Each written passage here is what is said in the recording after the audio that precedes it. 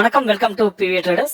இன்னைக்கு 27 அக்டோபர் 2025. இன்னைக்கு ஏன் ஸ்டாக் மார்க்கெட் வந்து மேலே போச்சு, ஸோ அதுக்கு காரணம் என்ன, சென்செக்ஸ், நிஃப்டி, பேங்க் நிஃப்டி இது எல்லாமே வந்து இன்னைக்கு பார்த்தீங்கன்னா நல்லா மேலே போச்சு.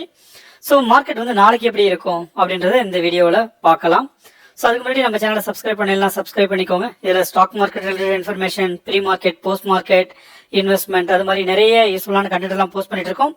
டெஃபினட்டாக உங்களுக்கு யூஸ்ஃபுல்லாக இருக்கும். வாங்க வீடியோக்குள்ளே போகலாம்.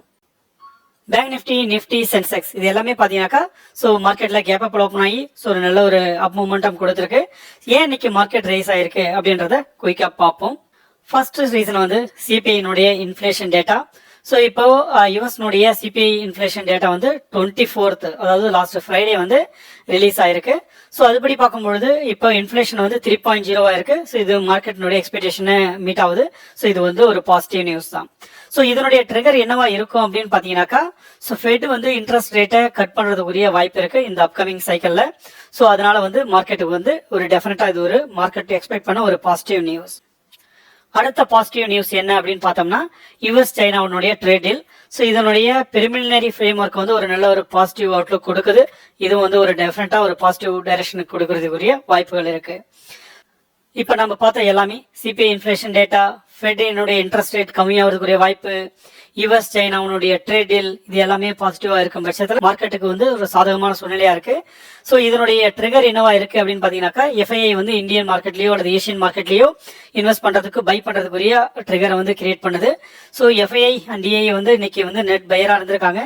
ஸோ இதனுடைய ஸ்டேட்டஸ் என்ன அப்படின்னு பார்க்கும்பொழுது என்எஸ்சியினுடைய டேட்டாவை புல் பண்ணி பார்த்தீங்கன்னா எஃப்ஐஐ, டிஐ ரெண்டு பேருமே வந்து இன்னைக்கு நெட் பையரா இருந்திருக்காங்க. ஸோ ஓவரால் இன்னைக்கு செல்லிங்கும் நடந்திருக்கு. பட் அக்கார்டிங் டு செல்லிங் அது வந்து ஒரு ப்ராஃபிட் புக்கிங்காக தான் இருந்திருக்கு. ஸோ பெரிய சேல் நடக்கல. பட் ஆனால் மார்க்கெட்டை வந்து ஒரு நல்ல ஒரு மேல் நோக்கி தான் புஷ் பண்ணியிருக்கு. அடுத்தது மார்க்கெட்டினுடைய ப்ரெடிக்ஷன் என்ன அப்படின்றத பார்ப்போம். இப்போ நான் வந்து சென்செக்ஸ்னுடைய சார்ட் ஓப்பன் பண்ணியிருக்கேன். ஸோ இப்போ நீங்கள் ஓவராலா நீங்கள் லாஸ்ட் ஒரு 1 வீக் பார்த்தீங்கன்னாக்கா மார்க்கெட் வந்து ஒரு அப் ட்ரெண்ட் நோக்கி தான் வந்துட்டு இருக்கு. ஸோ மார்க்கெட் வந்து இப்படி பார்த்தீங்கன்னாக்கா கண்டினியூஸா ஒரு மேல் நோக்கி வந்து திருப்பி இந்த பீக்குக்கு வந்ததுக்கு அப்புறம் ஸோ இந்த இடத்துல வந்து ரெசிஸ்டன்ஸ் எடுத்து மார்க்கெட் வந்து திருப்பி கீழே வந்து திருப்பி வந்து மார்க்கெட் வந்து மேல் நோக்கி போயிட்டு இருக்கு.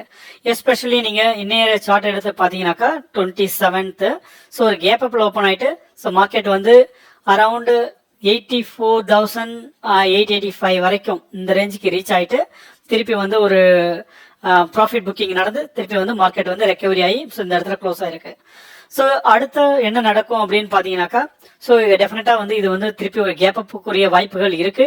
அன்டில் அன்லெஸ் இன்னைக்கு மார்க்கெட் இம்பாக்ட் பண்ணக்கூடிய ஒரு நியூஸ் எதுவும் வராத வரைக்கும்.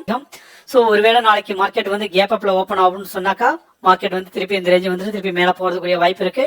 ஒருவேளை மார்க்கெட் வந்து கேப் டவுன்ல ஓப்பன் பண்ணா கூட ஸோ இந்த இடத்துல வந்து சப்போர்ட் எடுத்து மார்க்கெட் வந்து திருப்பி மேலே போறதுக்குரிய வாய்ப்புகள் இருக்கு.